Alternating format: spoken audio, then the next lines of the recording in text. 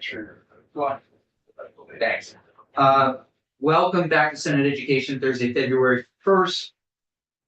We are looking at a revised version. Thank you, Senator Gulick and Ms. St. James for coming together and working on a new version of S204.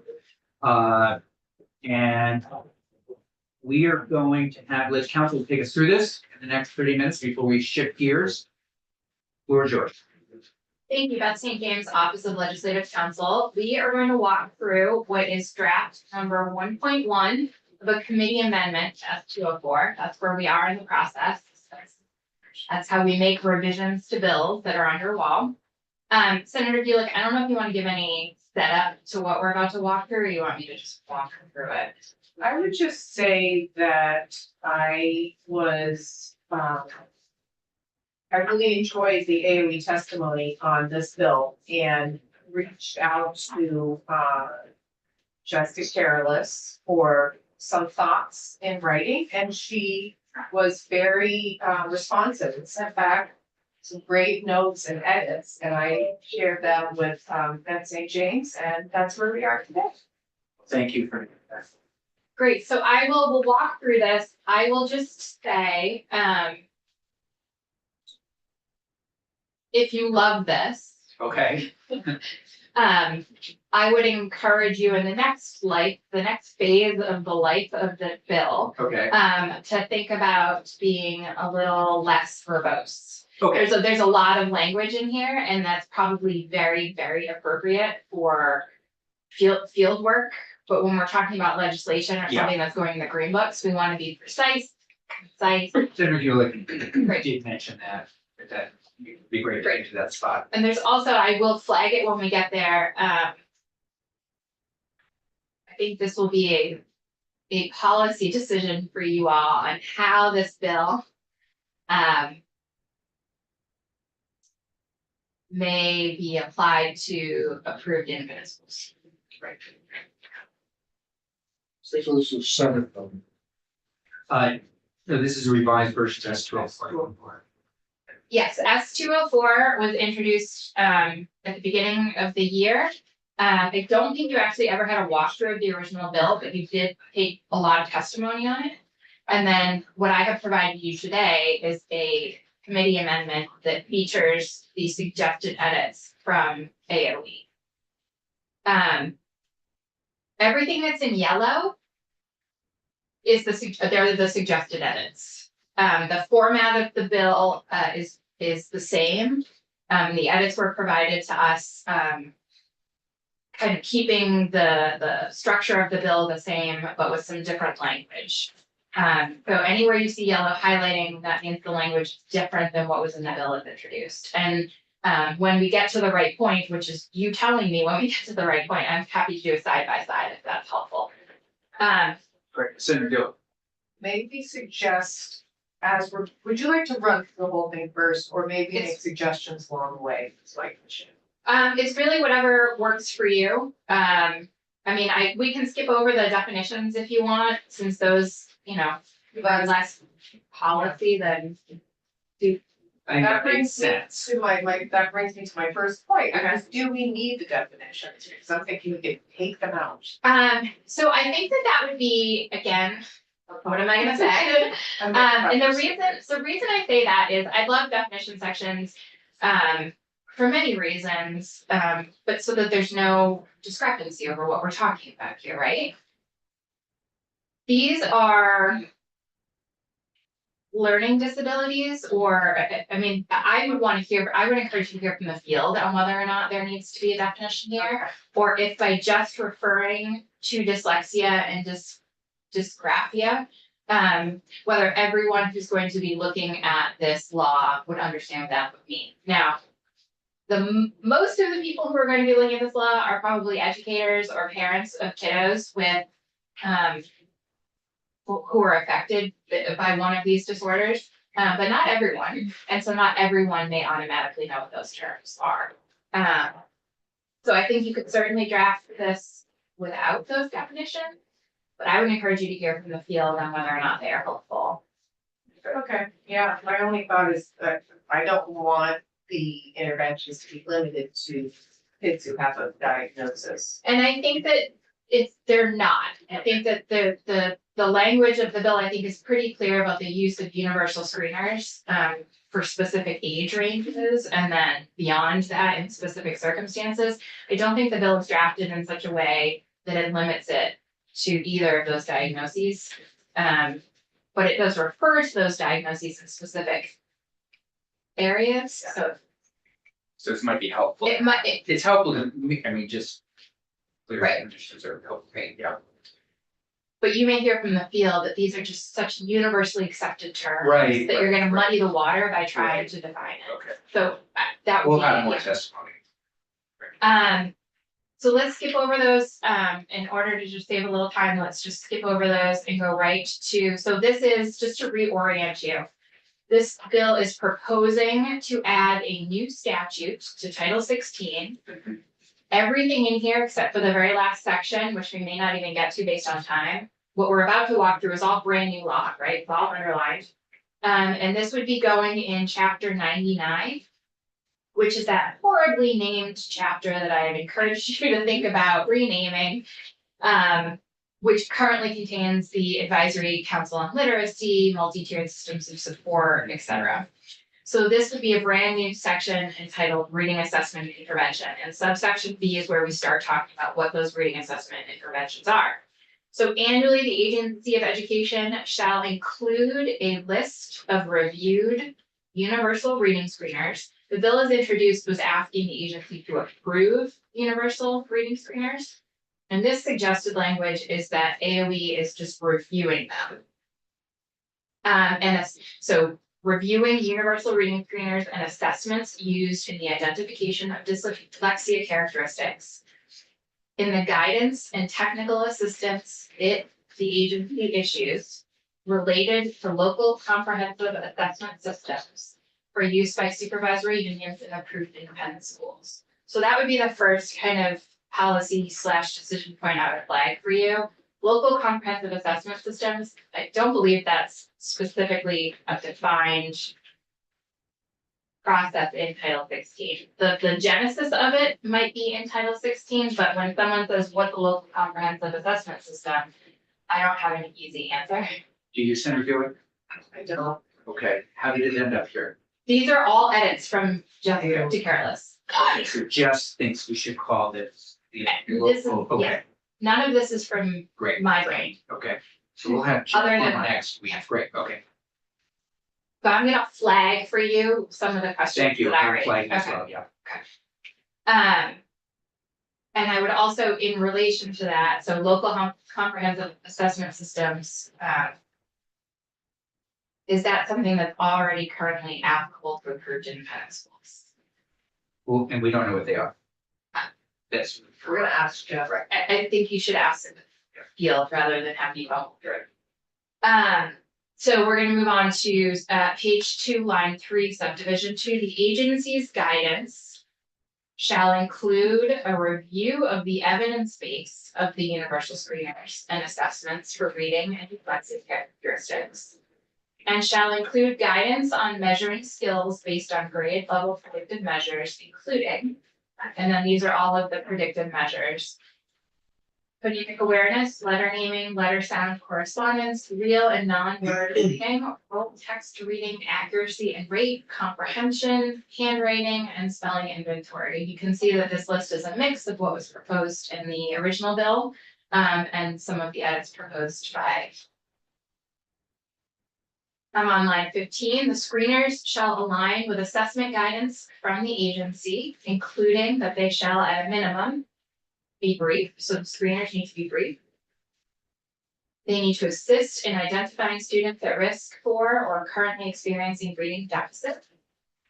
We have a question I want to. This just occurred to me. Do we need to define brief? You certainly could. Well, what line? 17. Just brief. Do we need to? I think you would want to figure out what your goal is with that word. What is, and I think there's some other language further on that talks about using screeners in alignment with other assessments that are already being done to minimize the impact on like classroom time. So it might be kind of like a natural process with some of the other requirements in here, but you could certainly define what, I mean, that is not a defined term. And are you finished with that one? Yeah.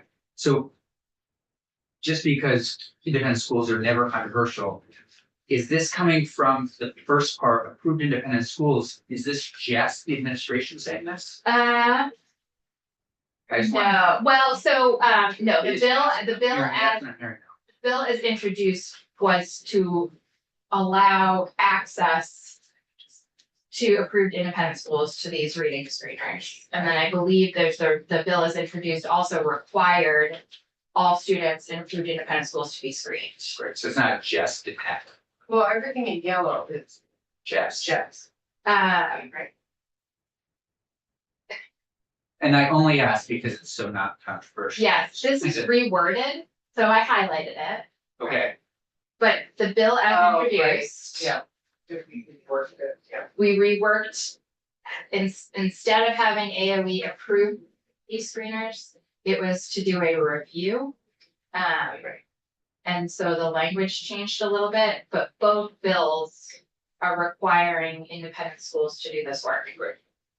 The amendment that we are walking through with all the yellow highlighting adds some layers to that, that I think we should have a discussion about, how that works with independent schools, such as, multi-tiered systems of support. That's a public school concept, not necessarily an approved independent school concept. and just so I know, because independent schools are never controversial, the administration is not proposing the center fuel listings.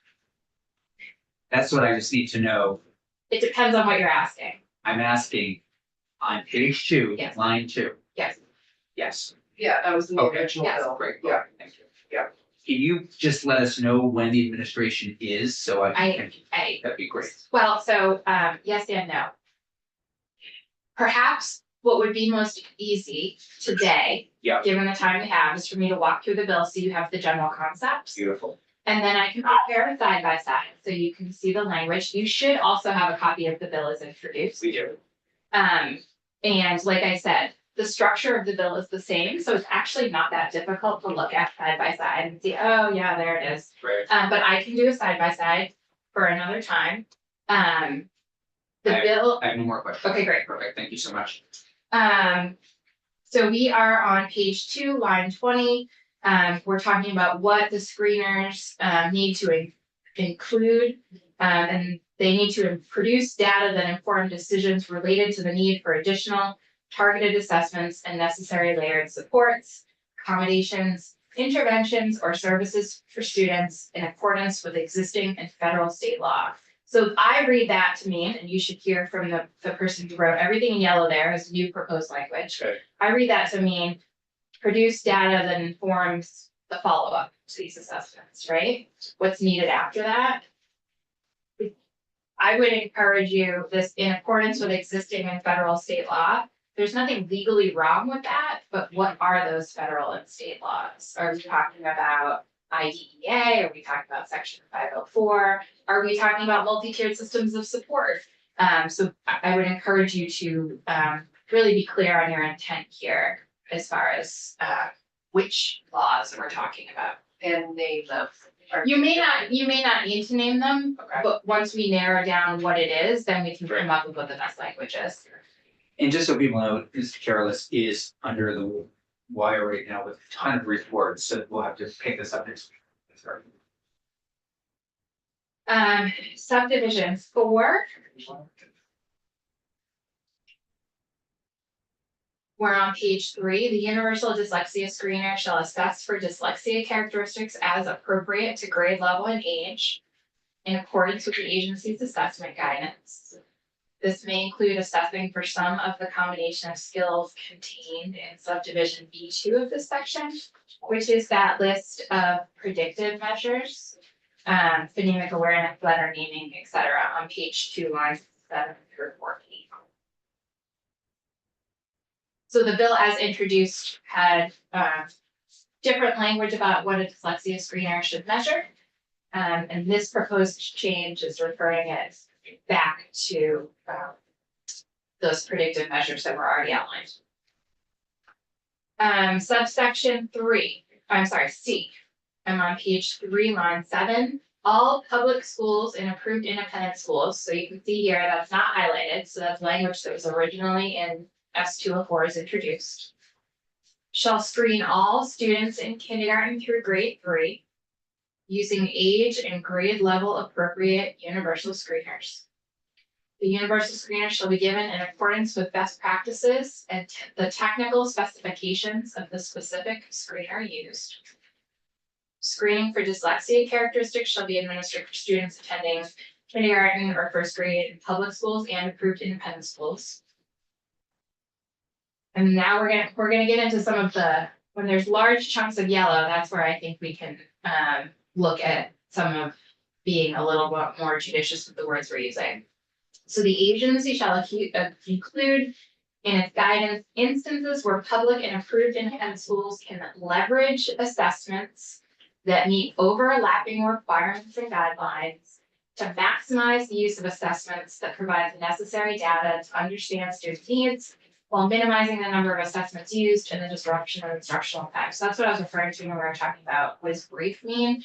This language is saying if you can kill two birds with one stone and get appropriate data, and that's gonna minimize disruption to instructional time for me to do that. So it doesn't define what brief is, but it does require you to think about minimizing disruption to instructional time.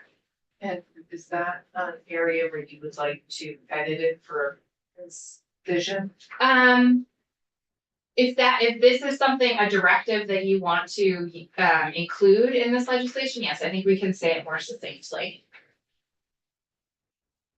And again, Jess, when you were watching this, I'm very grateful that she was able to provide her feedback in non-bullet points. It was beautiful. And nothing I am saying is meant to be disparaging to any of the work she did. I'm just talking about you focusing on clear legislation.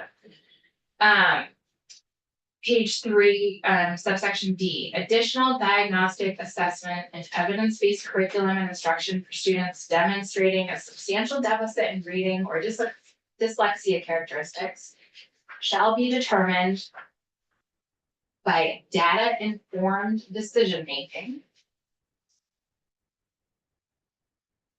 with existing processes in accordance with required federal and state law. So the follow-up, right, needs to be based on those things. Public and approved independent schools. So this is looking at the original language. So approved independent schools are required to do the thing. This piece with specifically the reference to all of the laws that we're about to walk through, not all of these automatically apply to approved independent schools already. Just gonna flag that for future consideration. If they might, in some contexts, they might not in all contexts, it's just not a apples to apples.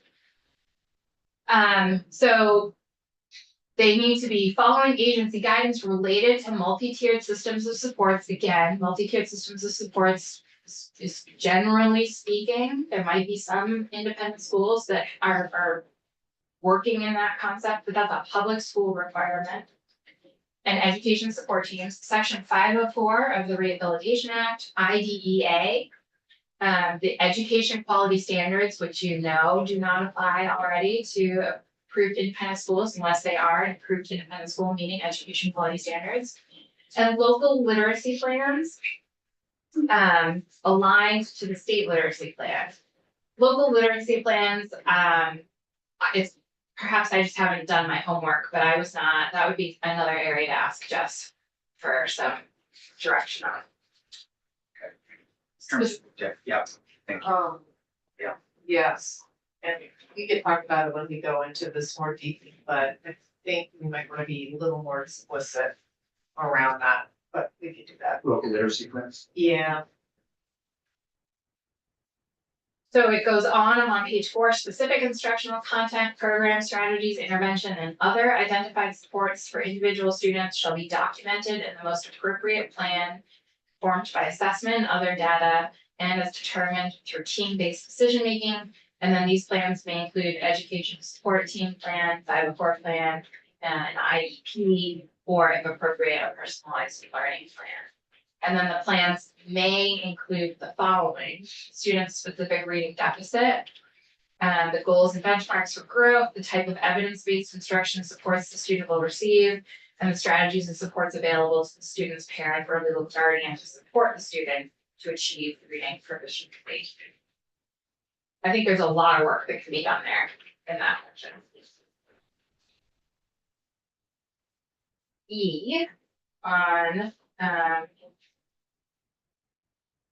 page 5, very top there, subsection E, public and independent schools shall not use reading instructional practices, programs, or interventions pursuant to subsection D of this section that do not have an evidence base consistent with federal and state guidance. Again, what is that federal and state guidance?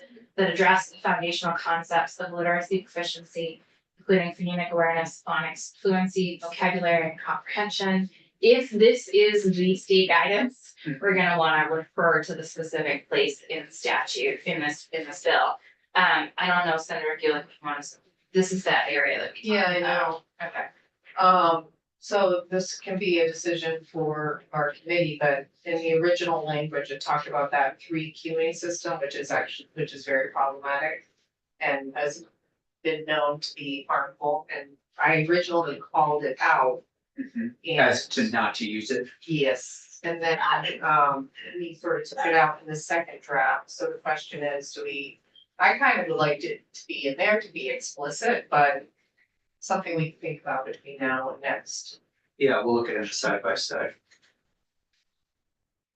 Thank you. Subsection F on page 5 is about notice to families. So the parent of any kindergarten through grade 3 student who exhibits a reading deficit, and we should add kindergarten in there. At any time during the school year must be notified in writing not later than 30 days. That was originally 15 days. After the identification of the reading deficit. Written notification shall contain information consistent with the documentation requirements contained in subsection D of this section. I think that's a little bit duplicative. If you're already requiring documentation in writing, anyway, I think we can work with this in the wording too. Parental notification of student progress shall correspond with the goals and benchmarks for student growth outlined in the student support plan pursuant to subsection D. Parental notification may also occur through a school's progress reporting mechanism. G, subsection G, each school district, and I don't know why that's green there, it's not an intentional choice on my part. Each local school district and approved independent school shall engage local stakeholders through the needs assessment and asset mapping processes when developing a local literacy plan to improve reading. Again, how much of this is already required of approved independent schools? You're asking approved independent schools to engage local stakeholders. Who are local stakeholders? Oh, it's not defined. Yeah. Community. Community, yeah. Kind of interesting, yeah. Asset mapping processes, I think that would be a good That's question. interesting, yeah. That's. H, the agency shall provide professional learning opportunities for educators and evidence-based reading instructional practices that address the areas of phonemic awareness, phonics, fluency, vocabulary, and comprehension. I would encourage you to think about the dueling, they're not dueling, they're complementary literacy bills here, but professional development is largely what the other bill focuses on. So if you choose to advance both bills, you would want to make sure that you're not, undermining your work in each bill.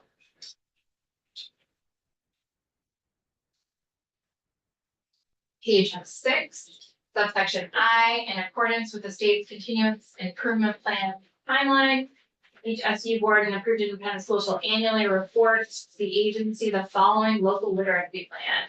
So my overall question, I guess, is this the local is this statute requiring a local literacy plan, or is that something that's already happening? Yeah, and it's very interesting. I And I like the term. I'm just not sure what it is. Right. If it's a local literacy plan within the school and the community, is it kind of being worked out?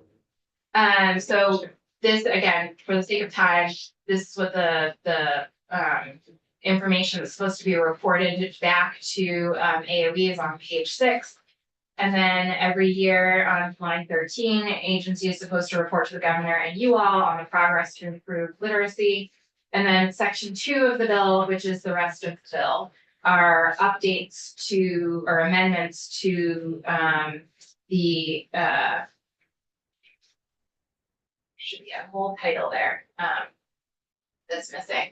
But the, statutes around the literacy, we do this in the literacy plan. Well, anyway, here's some current, some recommendations to update this statute, and Question? Okay, so again, yeah, we're gearing up. I see our Yep. interpreters here. it's on reading instruction. So I would be happy to prepare a side by side. Although I don't wanna waste everyone's time, if we're gonna just beef this up and make further amendments to it. So I'll just wait for, Side by side would be helpful to Okay. me. Maybe wants to see as well, but it would be helpful. We'll have Jessica Careless in. And I think almost having the side by side while we're in with Jess next week, that would be helpful. Sure. Senator Hewitt. I think we decided on caregiver for parent and guardian. Right? I don't remember if we did, but I would encourage you to be consistent with the terms that are used throughout Title 16. Okay, And it's usually parent guardian or legal guardian. shoot, okay. And ask a question. I think it's of use. So this is, it's not as though we're saying you have to use this particular test. But this is giving some guidance around the kind of test you would use, purchase, person you would hire, like we heard from Owen a couple of weeks ago, a colleague of yours, hire that person to do this kind of work. And it's that kind of work, that kind of testing is based in the definitions here, descriptions. Yes, it requires AOE to review. Yeah. To ensure that those things are accounted for, right? But no, it does not prescribe any specific. Test, right? And then after that test is taken, depending on the results, then this is a little bit of a plan of action and so this looks like it's a great. Thank you so much. You. Thanks, Ms. St. James, Okay. Senator Hewitt.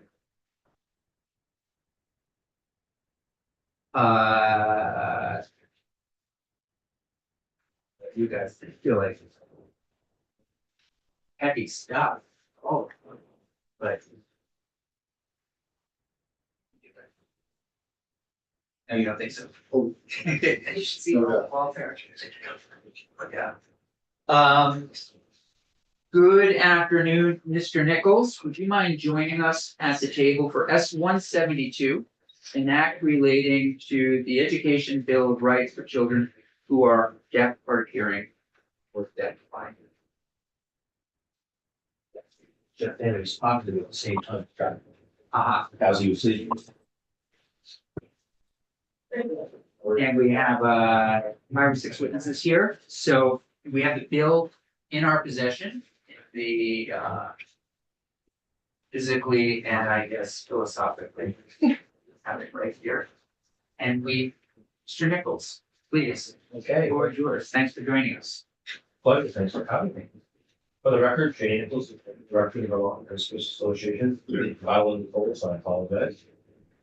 Let me start by explaining that this is not an area of expertise for me or the vast majority of school leaders. However, principals are the individuals on a day-to-day basis to ensure the leadership oversight that students are provided the services that they are attending.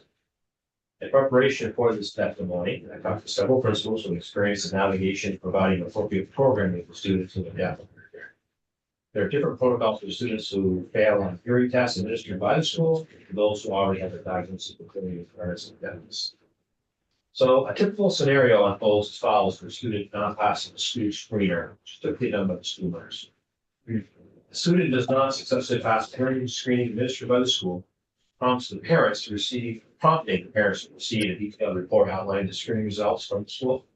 Subsequently, parents are facilitated by school personnel, particularly again the school nurse, arrange a consultation with audiologists. Depending on the extent of the hearing impairment concern, referral is frequently directed to UVM Medical Center's Deaf, Hard of Hearing, Deaf Blind Education Services Program, and a collaborative team consisting of school personnel, the student's family, medical professionals, typically collaborates to formulate a 501 plan for the student. Perhaps, at least from the members I talked to more frequently, a student will move to a new school and will come with a 504 or individualized education plan already in place due to their diagnosis, severity of hearing loss or deafness. The school will work with the family, the previous school, and the appropriate medical personnel, have a plan up and running for the student as soon as they can. Many times, specialized services are contracted on an as-needed basis. This could look like something as unobtrusive as an expert working directly with staff to provide accommodations to a student, to an individual with the student part of the day providing direct instruction, or in some cases, an individual actually with the child for the entire school day providing support, sign language, interpreter services, and even describing classroom notes, depending on the needs of the student. Each student who's hard of hearing or deaf will have varying services based on their needs. 2 points to consider for the community, but not limited to when a new student who's deaf arrives in school. What are their communication needs and preferences? What assistive technology might be required? What classroom accommodations will they need? Do they need interpreter services? Do they need specific education for the deaf and or ASL instruction? And what emergency protocols, awareness training for peers and staff members, and professional development on inclusive practices may be necessary at that school? One major concern brought by some school leaders is the lack of qualified professionals available in Vermont to meet the needs of these students. This can be especially difficult in rural communities where it's already much harder to hire qualified teachers and other personnel for all positions, much less positions like these that are very specialized. Passing a law and providing more requirements for schools to hire additional staffing during the current workforce shortage and fiscal climate is not likely to be possible in many communities. Furthermore, requiring additional training for personnel at the school building level to become experts is also cost prohibitive. Having a more centralized approach with state level experts to provide the necessary training or assist with contracting the appropriate provider seems like a more sustainable approach. The BPA is not sure why a separate bill of rights for children who are deaf, hard of hearing, or deaf-blind is necessary. We believe that the federal government already protects students so that individuals with disabilities Act, Education Act, and Section 504 of the Rehabilitation 1973.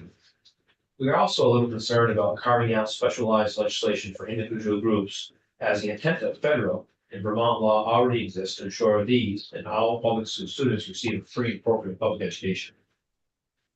Having a bill of rights for one class of disability and not others doesn't seem like a thoughtful public policy.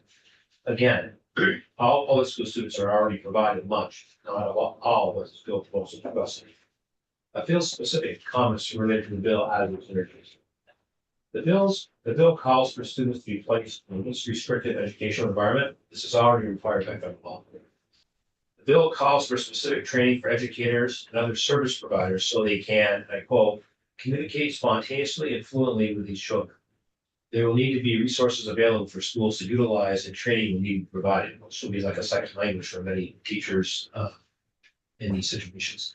Having this managed at the state level is preferable to leaving each school district out on their own. So state oversight of this will be important, as well as the AOE having the resources and expertise necessary to actually assist schools in this regard. Again, exposure to role models will be very difficult for schools in many circumstances to provide. This is another area where centralized support will be necessary.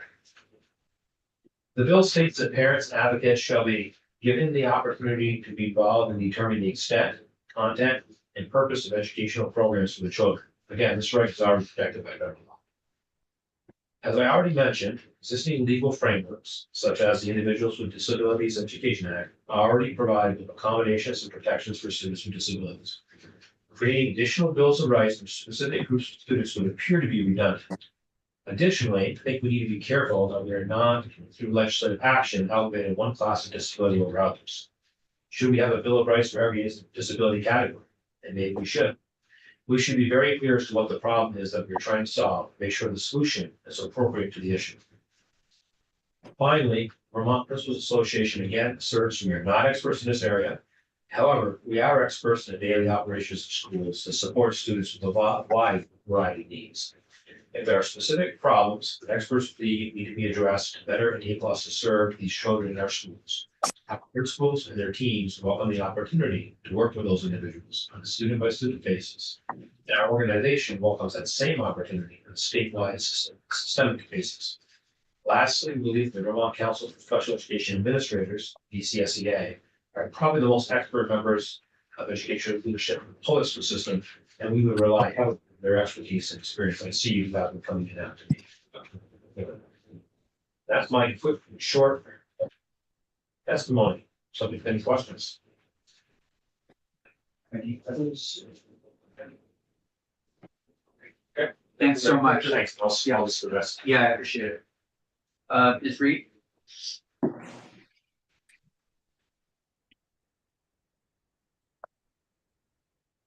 I like your cat.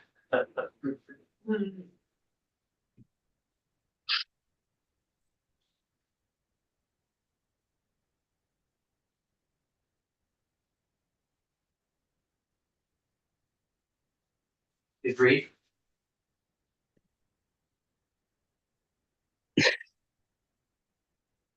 Hello? Can you hear me? Now we can. Okay, great. So good afternoon. Thank you for the opportunity to be here. I am joined with Just, my you know, colleague. Ms. Reed, just so you know, we just see a picture of you and your cat. If Okay. that's This is one of the interpreters. You need to please spotlight the other interpreter, Abigail. complete, yeah. Thank you. So this is Pam Reed and my, hold on just a second. Let's see if this is better. There we are. Can you see me? We don't I- see, we see the interpreter. Okay, hold on just a second. My video was turned off and it's not allowing me to turn it back on. I think it was turned off by the person who manages the video for everyone that's not speaking. We're trying our assistant's working on it. Okay, Or be the one on the screen so that the people in the room can see. See the room. Folks are deaf. Like witnesses, Right, on this, we're On the watching. Zoom, yeah. Yeah, they can see. They can see the They training. can see the transcript. That's right, yeah. Okay. okay, is that working or no? Video's on, but I can't see. Your video's on, but don't worry about it. We should Okay. really jump into the testimony and remind us, VCSEA. Yes, that stands for the Vermont Council of Special Education Administrators. Thank you. You're welcome. So I'm joined today by Chris Benway, and so she and I are going to share in this testimony. So thank you for this opportunity for us to be here. For the record, my name is Pam Reed.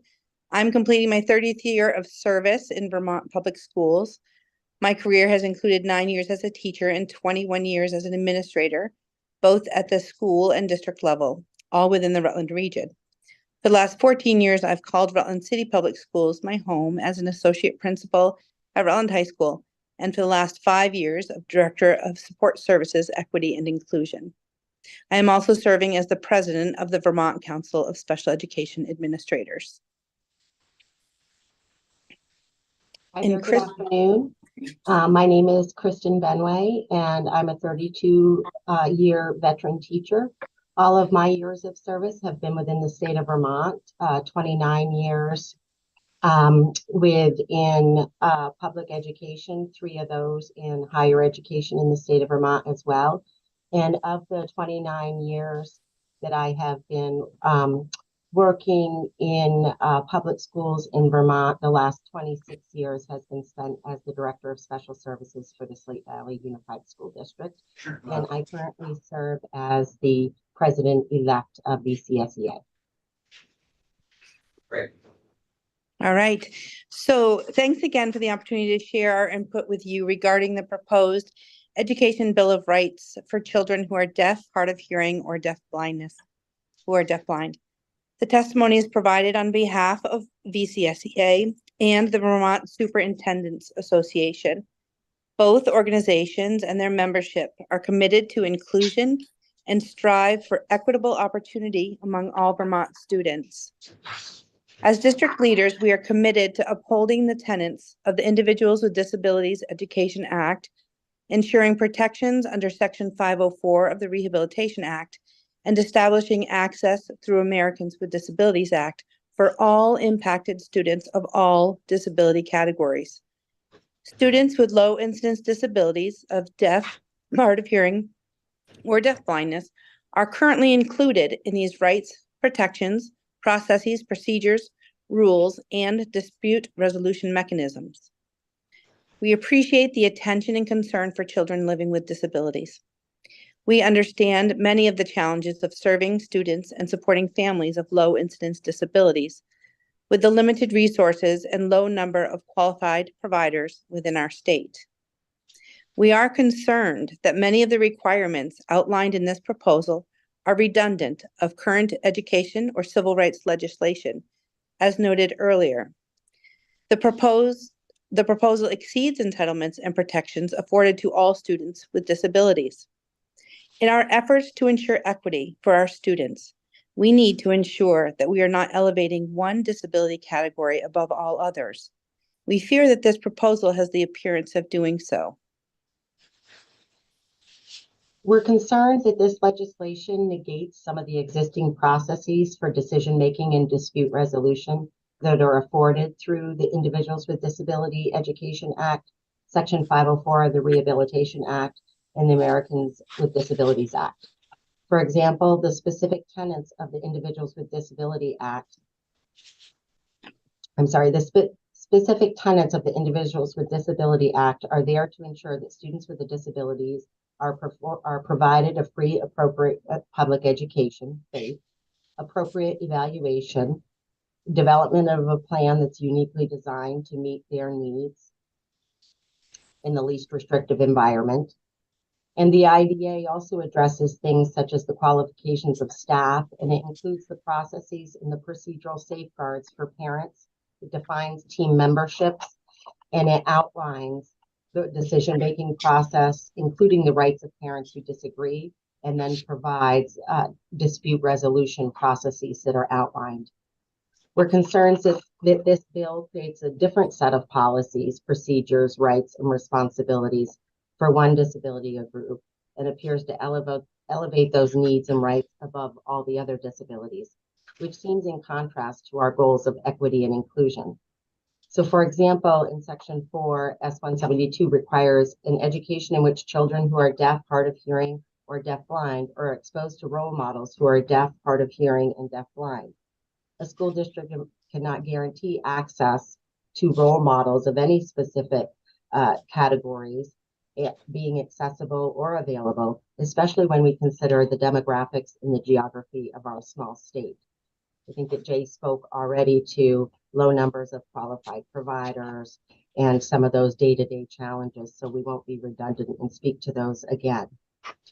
But in our collective efforts to shape education policy and to improve outcomes and provide equitable education opportunities for our students of Vermont, we would implore you to consider the impact of a Bill of Rights for one disability category and the unintended implications on all the others. Thank you for your opportunity to share our thoughts and our concerns with you on behalf of the Vermont Special Ed Administrators and the Vermont Superintendents. Thank you both very much. Any questions? Please. So, deaf, hard of hearing, or deafblind, can you define deafblind? Is that a person that's both deaf and blind? Yes. So this doesn't include people that are just blind. Correct. And why not? That's a question for Senator. So, quick answer, like I said, with the introduction to the request from constituents who are in the deaf, deafblind and hard of hearing community. And, it was, it was inspired by the main deaf Bill of Rights, which was only focused on deaf, people in the deaf community only.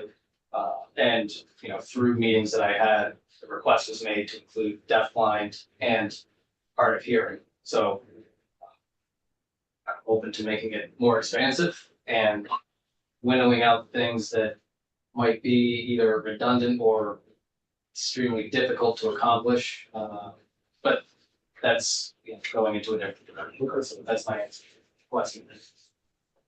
Thank you both. Thank you. Welcome, thank you. Thank you. Ms. Lillian.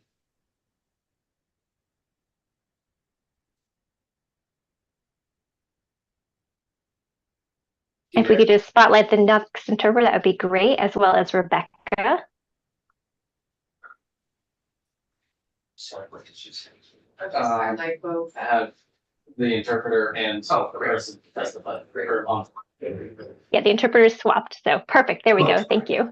Great. And, So this is Rebecca Lillane speaking. I actually would like great. to yield my time to Atilia. She would like to go first, and then I would like to go after her. So if you can please have Atilia come up, and then I will come back on. That would be great. Thank you. Great, thank you. Atilia. Welcome to Senate Education. If you could spotlight Atilia as well. Perfect. Hello. And the interpreter. Wonderful. Welcome to Senate Education. Hi, I'm Atilia. Thank you for allowing me to speak today. You don't know much about me or my past experiences, but I can tell you that I have many goals and expect a lot of myself. When I'm given the opportunity to show what I can do, I rise to the challenge and like to surpass what people think I'm capable of. The adults at school and on my educational team have a tendency to underestimate me because I'm deaf. Therefore, I don't get a chance to even begin to show them that I can do more. We need S-172 passed so that deaf, hard of hearing, deafblind students are supported to reach their full potential in schools and beyond and be truly themselves. I live every day knowing that my hearing is declining. I miss vital learning opportunities and educational services because the school district teachers and staff don't understand deaf students. They fail to comply with what's on my IEP. This affects me every day and will haunt me for my entire life. Another thing that will impact my life, which is very upsetting, is that I've been asking to learn more ASL and have interpreters since 4th grade. I was told I didn't know enough ASL to qualify me for that support. I'm deaf. My mom and dad have used sign language with me since I lost my hearing at 14 months old. I've asked for ASL classes to be offered in schools, after school, and/or as a club for myself and my peers to make it normal in my community. Schools preach inclusion and acceptance for every group, but they refuse to accept and include me. Who can I communicate with if no one else in my school signs? How am I expected to improve my ASL if they haven't given me appropriate opportunities to be taught? How then will I be ready for college or med school? Last year, my case manager was changed every few weeks, and I never knew who to go to for help or which office. Because of this, I didn't start having my necessary services until very late in the year. Some were never provided. The educational team has such a lack of communication that IEP meetings just go in circles. Decisions are made about me and for me with no consideration for my goals or what's important for me. The people making these decisions often don't understand that I may speak, but it doesn't mean I can't hear. My mom and dad respect who I am. They embrace my strength and potential and see the pressure I put on myself. They support me and give up everything to be at my meetings and try to be my voice. They advocate for me when all other adults ignore me. The lack of education about what I, a deaf student, needs for equal access in school and the dysfunction of my educational team causes me constant stress and anxiety.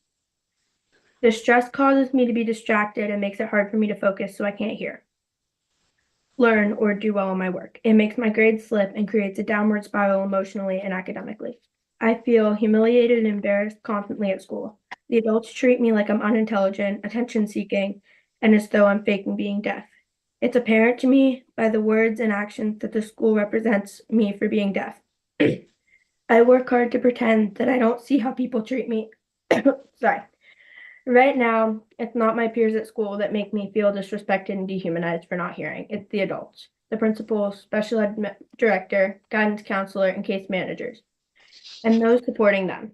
Adults at school who were supposed to help me but what I see is they're not reliable or trustworthy. They overlook who I am, exclude me, and ignore my goals, advocacy, and wishes. They pressure me to respond the way they want.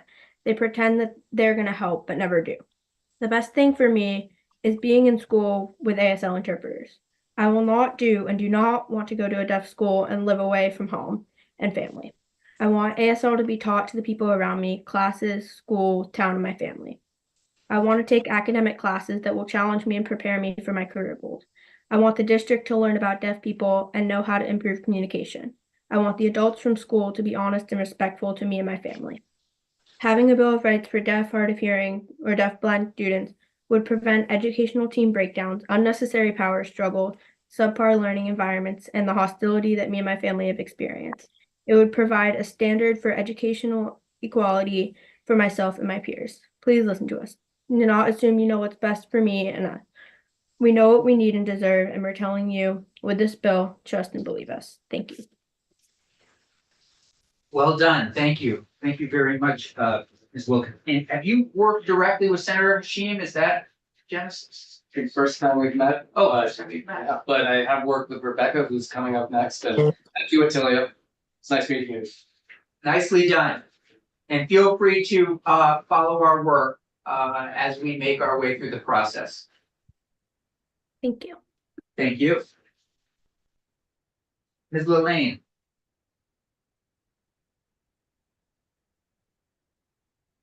Hi. All right, hello. So quick tip, just a heads up for all of you. I am using American Sign Language. As you can see, it's a three-dimensional language. So if you see my hands down, but you still hear the interpreter's voice, that's part of the interpreting process to go from a three-dimensional language into the linear realm of English. So just bear with that. Thank you for having me. I'm Rebecca Lillane. I was born and raised in Vermont. I still live here. I am deaf. My first language is American Sign Language. I am the director for Deaf Vermonters Advocacy Services, known as DVAS. We are a cultural and linguistically designed advocacy services to support deaf, hard of hearing, and deafblind community members from youth to our elders. We also provide trainings in sectors such as the police academy, hospitals, court systems, schools, specifically about cultural awareness and deaf awareness. I am here because I see a crisis in deaf education. I'm also here because I feel like this Bill of Rights is a prime opportunity to address this crisis. So many families who have deaf, hard of hearing, and deafblind students have relocated out of the state of Vermont because the educational system has failed to meet their needs. I have definitely talked with several families and students, and they've shared their concerns with me. Families who have deaf, hard of hearing, or deafblind students, they face challenges on a day-to-day basis in getting support from the IEP teams, for example. I have bared witness to several such instances. I've gone to IEP meetings with these parents to advocate on their behalf. The parents are amazing advocates. They do such great work for their children. But what I've seen time and time again, they've oftentimes advocated for getting ASL lessons. And the IEP team will say, oh, sure, that's a great idea. And then they don't do their due diligence in providing that. They see no value in providing that language access to their students. There's so many other stories that I could share that you do not know as of yet, but you'll find out. I did talk to a few families and say, can you talk to the Agency of Education, share your concerns and your struggles and see if they can really support you? And they have reached out time and time again to no avail. It seems that there is a lack of responsiveness from the Agency of Education. Based on my interaction with families, I decided to go ahead and just collect a sense of what's going on in our community. From deaf, hard of hearing, deafblind students, community members, parents, and professionals, just to get a sense of what is happening in the educational system in Vermont for these students. I surveyed over 100 people. 79% reported the educational system is not adequate in providing accommodations and accommodate the needs for deaf, hard of hearing, and deafblind children. 70% reported that very few professionals within the educational system were actually qualified to provide said services. 80% reported that services for these children received were not equitable or not sufficient. 64% report that the educational system provided limited or inaccurate information about services and supports available for these students. 42% of parents said they support a Bill of Rights for deaf children specifically because they want their children to thrive, engage, belong, and learn in an equitable environment. 82% said the issues with the educational system currently are a human rights issue. 80% agree that deaf, hard of hearing, and deaf-blind children deserve to live and be educated in a school in Vermont. So I acknowledge that you might be thinking, well, we already have these federal laws like the IDEA and Section 504 and the Americans with Disabilities Act. Yes, that is tried and true. However, please know that these laws do provide protections, but they do have gaps.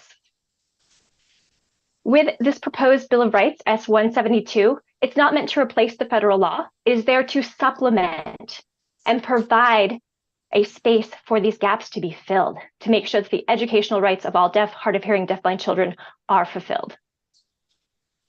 It's also worth noting that this Bill of Rights is not unique. As you've seen through some of the information coming your way, 18 other states have already recognized and passed legislation for this type of Bill of Rights. They recognize that such measures need to be shared, need to be taken, upheld, and really responded to. So merely holding an IEP, an individualized education program meeting, does not guarantee that deaf, hard of hearing, and deafblind children will actually receive the services and supports that they should be having for an equitable education. Oftentimes, the decision makers in these meetings lack the lived experience, knowledge, and actual expertise as a deaf, hard of hearing, or deafblind person. They don't have that experience. They don't fully understand what it's like to be in our shoes. They don't understand the challenges navigating environments that have no communication access. Again, IEP meetings are great, but they are not the full ticket. They are not the entirety that's going to provide these services to these children.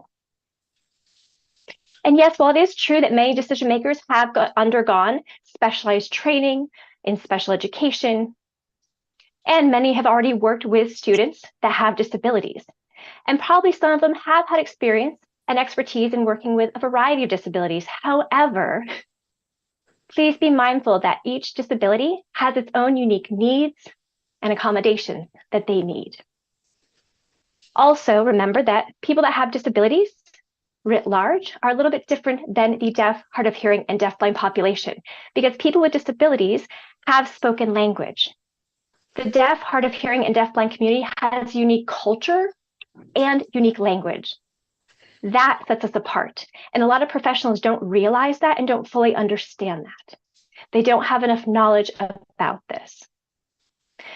Unfortunately, it is extremely rare for schools, school districts, the Agency of Education to really engage with us, connect with the professionals who are deaf, hard of hearing, and deafblind, who know this experience, who have gone through it on a day-to-day basis, who can share their knowledge and expertise to partner with and provide resources to, and really expand upon what is equitable education for deaf, hard of hearing, and deafblind students.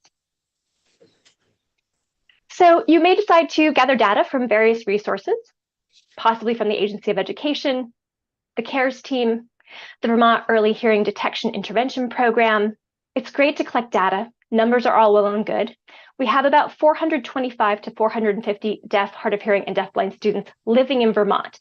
But please remember, numbers don't tell the full narrative. Please reach out to people, get the narrative, get the full detail of what's going on. I would really like to reiterate the urgency of this educational crisis and emphasize that the Bill of Rights, S-172, is critical. Like Atilia said so eloquently, we know what we need and deserve and how to be educated. This bill is how we're telling you what to do. Please trust us. Please believe us. So I don't want Atilia to be the next person to leave Vermont, so please take this very seriously. Thank you. Thank you. Thank you. Any questions? Senator Archie? I'll save my question for later, just so that we can make sure we get through all the witnesses while we have our translators here, but Rebecca, it was good seeing you and thank you for being here. Yeah, absolutely. My pleasure. And do you want me to explain the difference between someone who is deaf, blind versus someone who is blind? Would that be helpful to flesh that out? Sure. Please. Okay, fantastic. Just to clarify, so the reason we say deaf, hard of hearing, and deaf blind is because we have the same unique language and culture, which is American Sign Language and deaf culture. Whereas someone who is blind and still has hearing has spoken English, which is the majority language. So that's why we don't want to lump in someone of that spoken language into this cultural linguistic minority group. Does that make sense? Yes. Yes, thank you very much. Thank you. Yeah, thank you. Ms. Porcello, nice to see you again. Hi, thank you very much for having me.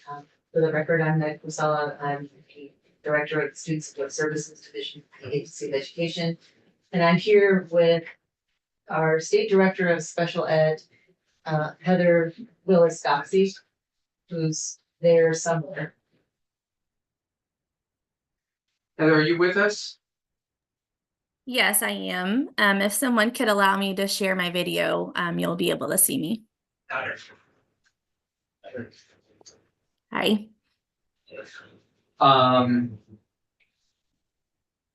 Comprehensive testimony, it looks like. No, I'm not Okay. going to talk about all of it, I promise. Okay. There's, we just didn't want to come under Yes, prepared yes, because yeah. you can take the girl out of the classroom, but you can't take the classroom out of the classroom. So, we, echo in some of the substance of what we've heard from, our fellow members of the V's, in that their, current state law, the Special Education Rule Series 2360 covers much of what's here, as we've heard very succinctly about IDEA and 504. One thing that I do, just from the Agency of Education, and it was just spoken to about our complaint and resolution process, that the Agency of Education cannot fix what we don't hear about. And while they were talking about the federal process, at the state level, we have it, I've had it linked on but it's on our website. It's super critical that we know that we know what we don't know about any family, any student who is not getting the appropriate services they're supposed to be getting. The other thing that I wanted to mention is that there is in Title 16, it's called the State Special Education Funding, a grant program for deaf, hard of hearing persons. And this was also mentioned previously. This is one of the areas where I'm hoping we can leverage to ensure the education that that was just spoken about can be delivered better to our schools and LEAs. So we have a mechanism where the state provides a grant to an entity. She mentioned the CARES Act, the CARES program at a PBM for school age children. Their grant is designed for them to provide consultation and training to educators, to teachers, to LEAs, to school districts. It feels that using a multi-tier system of support, I'm not reading my own words, but they're there. And I feel like that is an area that that could be leveraged better, as opposed to carving out separate rules for a certain disability group. The rest of my comprehensive testimony is really just pointing out where in federal and state rule or statute, things are already in existence. So pointing out where our early intervention processes come from our partners over at the Agency of Human Services. They're responsible for IDA Part C, which covers birth to 3-year-olds. And then Part B picks up with 3 through 21, and that's when the AOE comes in contact with these sharing of the funds. And as well as State Rule 2360. And our only other concern has to do with the timing. Because we know that when rules are opened, nothing would be ready by July 2024. But that's not our call. We just had a concern about the timing. And I, if it's okay, Heather, what am I missing? Because I'm sure it's a lot. No, I just think that we want to make sure that you guys have the knowledge, and I love how this is, your handout is presented. It matches up with the state board, or excuse me, the proposed bill language, and it shows you guys where every single one of those items is already covered, in whether it's federal law or state board rule. And the biggest thing I would say that we, really want to focus on is if there are families that feel like, or as the student who came on today shared, if we feel like our IEP is not being implemented and the services that are designed there are not being delivered to a student, we do already have a mechanism in place to investigate that and to help districts and have corrective actions for that. And that is monitored at the federal level by OSEP, and that's a procedure that each state has already put in place. So a lot of these things that are being requested, well, all of these things are being addressed, and we already have a system for that. And so I think some of those who have come on earlier and provided testimony are trying to communicate that same message, is that we don't necessarily know that we need a separate set of rules when we're already governed by all of this is covered by federal rules. But I do want to say, like, I'm really excited. I'm new to Vermont. I'm the new special education director, and I love to collaborate. I've already reached out and worked with the council. It's like a subcommittee that's in state. It was by the legislator for the deaf, those who are deaf, hard of hearing, and deaf blind. I've already begun communicating and collaborating there and reaching out to lots of different state partners. And so I'm really interested in increasing the collaboration among all of our entities, even some that came on here today. I haven't had an opportunity to meet you yet, but I would really encourage you to reach out to me. I want to form those strong partnerships so that we can then work with our local education agencies and get the right professional development out there, make sure that teachers have what they need. Also, I have some really great ideas that I'd love to collaborate with on and increasing ASL awareness, and also classes and clubs and different things like that across the state. So I'm excited to plug into the work. I just want you guys to know that everything that's covered here in this bill is already, it's already in federal and state statute. Rashim, the ball's in your court. What are you thinking about this bill in terms of moving forward? Well, I mean, Given some of this, tell us who else you'd like to hear from and whether or not you want to bring back a revised copy. sure, a revised copy would have to happen, but I mean, we're hearing that there are gaps, and then we're also hearing that there aren't gaps, and so it's going to require a little bit of more, some more research. And I'm not saying anyone in any ways trying to be misleading, but there's a lot of information, it's complicated, and I'd like to confirm where there are gaps or aren't gaps before moving forward with anything, and just make sure that rather than I'll just leave it there. But yeah, I think just some more research needs to be done and follow up and figure it from there. Great. Does it work for you if we give you about a week and then come back, sort of like what we just did with Senator Hewitt, come back, share with us if you because maybe there are ways to solve some of these problems by working closely with the Agency of Education, but without a doubt, Ms. Wilkins' testimony was very I agree. compelling, very 100%. disconcerting. Yeah. And we want to make sure those issues are addressed, and might be different ways to do that. It's imperative, right, that we have the right subject matter knowledge. And I hear very loudly that maybe that's not happening all the time. I think more data, obviously, we have to go by numbers, but that we can fix. Like, that is something that we can do something about. And actually, we have some of those mechanisms in place currently. And our new state director of special ed is champing at the bit to dive into some of those. And she'll be great at it too. We're thrilled you're here. Again, Yes, yes, yes. Thank you. Still familiar. really, she just moved here from Florida. Okay, she know.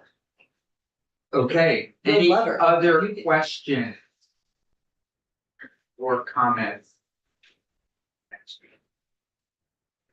Thank you all very much. This has been incredibly helpful. Special thank you to Ms. Wilkins for your testimony. And we look forward to, we're gonna hear from Senator She's gonna check in with folks, and we're gonna put them on the calendar for next week, agenda for next week, next Thursday, and see what he's learned and others, and we can come back and have a conversation. Great. Well said.